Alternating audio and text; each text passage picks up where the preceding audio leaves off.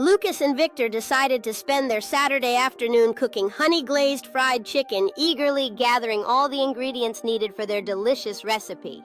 As the aroma of spices filled the air, Lucas focused on mixing the flour and spices, while Victor excitedly prepared the frying pan for their chicken.